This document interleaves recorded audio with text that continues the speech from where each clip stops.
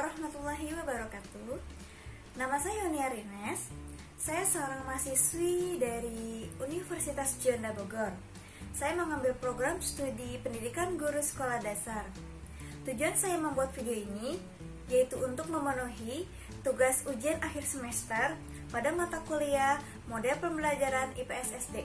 Di sini saya akan menjelaskan tentang penilaian autentik dalam pembelajaran IPS SD. Apa sih penilaian autentik itu?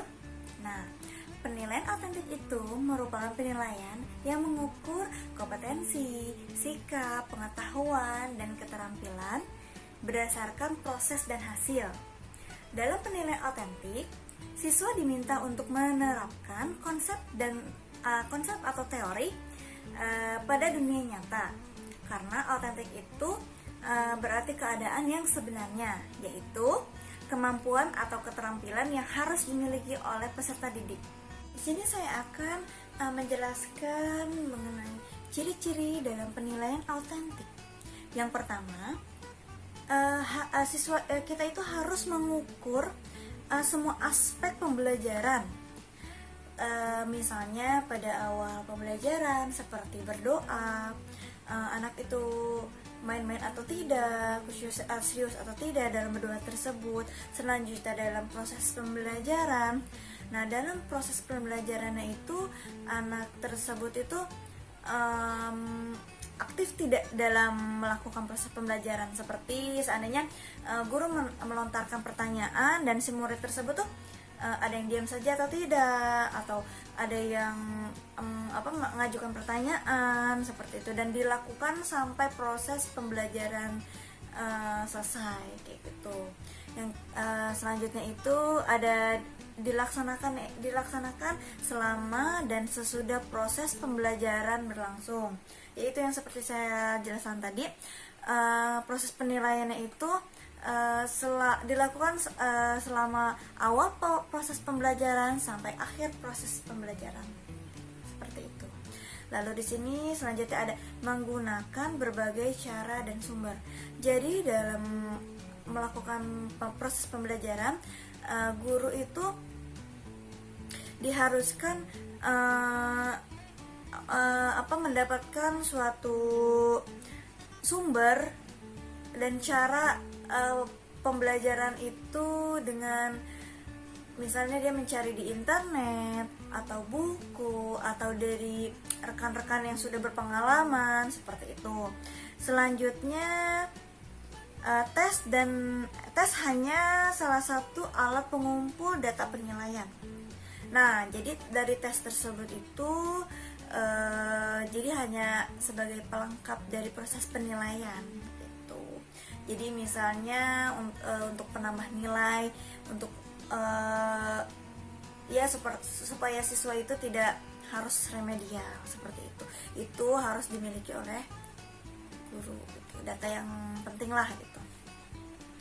Selanjutnya di sini ada tugas-tugas yang diberikan pada peserta didik harus mencerminkan bagian-bagian kehidupan peserta didik yang nyata. Jadi tugas-tugas yang diberikan oleh setiap guru itu harus berhubungan dengan kehidupan sehari-harinya para siswa itu gitu. Jadi kan bisa, maksudnya para siswa itu bisa melakukannya dengan baik gitu kan, karena kan dia proses pembelajarannya itu materi-materinya itu dialami oleh kehidupan dia sehari-hari. Nah, yang terakhir itu ada penilaian harus menekankan kedalaman pengetahuan dan keahlian peserta didik. Nah, yang dimaksud penilaian harus menekankan kedalaman pengetahuan itu, jadi gini, kita memberikan suatu materi kepada siswa tersebut. Nah, kita itu sama saja kita tuh sedang menggali suatu keahlian, suatu keterampilan dalam diri anak tersebut gitu, seperti itu. Nah, di sini saya akan menjelaskan mengenai karakteristik dalam penilaian autentik. Yang pertama itu bisa digunakan untuk sumatif maupun formatif. Nah, dalam penilaian sumatif ini artinya itu jadi penilaiannya dilakukan jika seluruh mata pelajaran dianggap telah selesai. Nah, kalau sedangkan penilaian formatif memiliki pengertian itu penilaian yang bertujuan untuk mencari umpan balik atau feedback yang selanjutnya hasil penilaian tersebut itu dapat digunakan untuk memperbaiki proses belajar mengajar yang sedang atau yang sudah dilakukan. Selanjutnya, yang kedua itu mengukur keterampilan dan performansi bukan mengingat fakta. Jadi di sini tuh mengukur keterampilan dari peserta didik itu sendiri. Yang ketiga itu ada berkesinambungan dan terintegrasi. Jadi proses penilaian autentik itu proses belajar mengajar juga harus saling berkesinambungan. Yang terakhir dapat digunakan sebagai feedback atau umpan balik. Di sini saya akan menjelaskan mengenai konsep dasar penilaian di dalam penilaian autentik. Nah, jadi konsep dasar tersebut berpacu kepada Permendikbud nomor 6 tahun 2013. Yang dimana bunyinya yang pertama itu penilaian autentik merupakan penilaian yang dilakukan secara komprehensif untuk menilai mulai dari masukan seperti input, proses, dan keluaran seperti output dalam proses pembelajaran. Selanjutnya, penilaian diri.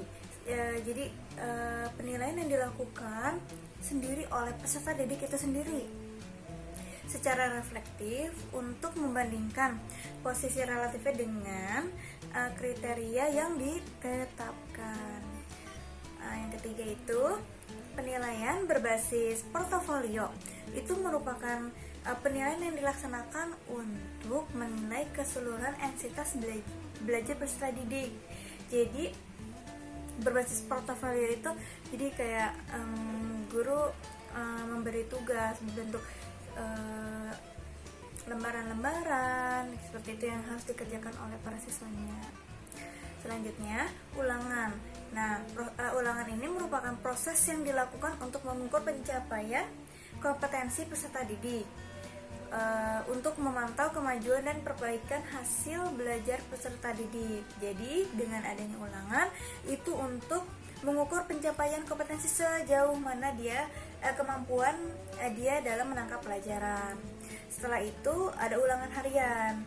Nah, ulangan harian itu untuk melatih pengingat siswa juga. Itu kegiatan itu kan dilakukan secara periodik untuk menilai kompetensi peserta didik. Jadi ulangan harian itu kita sama aja untuk melatih kompetensi para peserta didik. Selanjutnya setelah ulangan itu ada ujian tengah semester ya. Kegiatan yang dilakukan oleh pendidik setelah melaksanakan 8-9 minggu kegiatan pembelajaran. Jadi diadakan ujian tengah semester itu sama untuk menguji sejauh mana pengetahuan siswa tersebut. Setelah itu, setelah UTS baru ada UAS. Nah, itu jenjang selanjutnya itu. Jadi untuk mengukur pencapaian kompetensi di akhir semester seperti itu. Jadi nanti ada evaluasi juga. Ujian yang selanjutnya ujian tingkat ke kompetensi atau UTK. Nah, ini merupakan kegiatan pengukuran yang dilakukan oleh satuan pendidikan untuk mengetahui pencapaian kompetensi. Selanjutnya ujian mutu tingkat kompetensi atau UMTK. Di mana kegiatan ini merupakan pengukuran yang dilakukan oleh pemerintah untuk mengetahui pencapaian tingkat kompetensi gitu. Yang selanjutnya ada ujian nasional. Di mana kegiatan ini mengukur kompetensi yang tertentu yang dicapai oleh peserta didik yang dilaksanakan secara nasional gitu. Dan selanjutnya ada ujian sekolah. Nah, ini tuh kan sama juga untuk mengukur pencapaian kompetensi yang dilakukan oleh satuan pendidikan. pada ujian sekolah ini dapat membantu perolehan nilai di ujian nasional seperti itu. Nah, selanjutnya saya akan menjelaskan mengenai teknik instrumen penilaian kompetensi pengetahuan. Jadi, penilaian kompetensi pengetahuan atau kognitif itu merupakan penilaian yang dilakukan oleh seorang guru atau setiap guru untuk mengukur tingkat pencapaian atau penguasaan peserta didik di dalam aspek pengetahuan yang meliputi ingatan atau hafalan, pemahaman, penerapan atau aplikasi, analisis, sintetis, dan evaluasi. Nah, teknik instrumen penilaian kompetensi pengetahuan itu dapat dilakukan dengan dua cara, yaitu tes tertulis dan tes lisan. Nah, tes tertulis itu semacam guru memberi tugas latihan-latihan soal kepada muridnya. Kalau tes lisan itu seperti guru yang memberikan maksudnya pertanyaan langsung kepada muridnya, menanya kayak tanya jawab gitu langsung. Jadi kayak melatih interaksi antara murid dan gurunya. Setelah itu, di sini saya akan menjelaskan mengenai teknik instrumen penilaian kompetensi sikap. Yang dimana penilaian kompetensi sikap ini merupakan penilaian yang dilakukan oleh setiap guru untuk mengukur tingkat pencapaian kompetensi sikap dari peserta didik yang meliputi aspek menerima atau memerhatikan, merespon atau menanggapi, menilai atau menghargai, mengorganisasikan atau mengelola, dan berkarakter. Nah, teknik instrumen penilaian kompetensi sikap itu dapat dilakukan menggunakan 4 cara. Yang pertama, observasi, yang kedua wawancara, yang ketiga penilaian diri, dan yang keempat penilaian antar teman. Selanjutnya, saya akan menjelaskan mengenai teknik instrumen penilaian kompetensi keterampilan, di mana kompetensi keterampilan ini adalah implikasi dari tercapainya kompetensi pengetahuan dari peserta didik. Keterampilan itu sendiri menunjukkan tingkat keahlian seseorang dalam suatu tugas atau sekumpulan tugas tertentu. Hasil belajar psikomotorik ini tampak dalam bentuk keterampilan atau skill dan kemampuan bertindak individu. Nah, hasil belajar psikomotorik sebenarnya merupakan kelanjutan dari hasil belajar kognitif dan hasil belajar afektif. Seperti penilaian unjuk rasa, teknik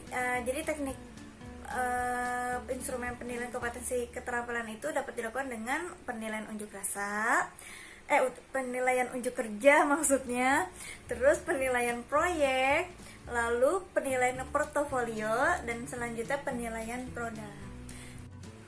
Nah, di masa pandemi COVID-19 ini, penilaian autentik tetap bisa dilakukan di rumah. Tetapi butuh adanya kerjasama antara guru, murid, dan orang tua murid. Untuk apa? Karena di dalam proses pembelajaran COVID-19 ini, pastikan proses pembelajaran anak-anak dilakukan sehari-hari di rumah dan butuh adanya bimbingan dari orang tua. Jadi kan orang tua yang mengetahui seperti apa aktivitas anaknya di rumah. Apakah dia bermalas-malasan dalam mengerjakan tugas, apakah dia bersungguh-sungguh, apakah dia mengandalkan orang tua untuk mengerjakan tugasnya, atau apakah dia benar-benar bersungguh-sungguh dalam mengerjakan tugas gitu dengan semangat. Jadi kita bisa tanyakan itu kepada orang tua peserta didik kita gitu. Dan proses pembelajarannya itu kan bisa menggunakan online gitu kan. Jadi guru tetap menyusun suatu materi yang nantinya akan di-share kepada peserta didiknya melalui aplikasi WhatsApp. Jadi kayak guru membuat suatu grup yang isinya itu peserta didiknya semua gitu, dan butuh bimbingan orang tua juga ya. Selain WhatsApp, bisa menggunakan aplikasi Google Classroom. Nah, nantinya guru bisa mengupload materi tersebut yang nantinya akan diunggah oleh para peserta didik, dan nanti soal-soal latihan tersebut dapat dikerjakan oleh peserta didik tersebut, dan nantinya bila setelah tugas itu selesai, nanti tugas tersebut dapat diupload di Google Classroom atau di Google Drive seperti itu. Nanti pasti butuh bimbingan dari orang tua juga. Nah, mengapa pada pandemi COVID-19 ini penilaian autentik masih sangat bagus dan masih bisa diterapkan? Karena dalam penilaian autentik itu di dalam itu terdapat teknik-teknik, di mana teknik itu dapat menilai suatu sikap, pengetahuan, dan keterampilan pada peserta didiknya gitu. Dan ketiganya itu sangat penting dan sangat wajib dikuasai oleh para guru, karena kan semua guru pasti harus banget mengetahui karakteristik setiap muridnya gitu. Karena untuk melihat sejauh mana pengetahuan peserta didiknya gitu. Sekian pemaparan dari saya. Kurang lebihnya mohon maaf apabila ada salah kata dan salah dalam proses menjelaskannya. Wassalamualaikum warahmatullahi wabarakatuh.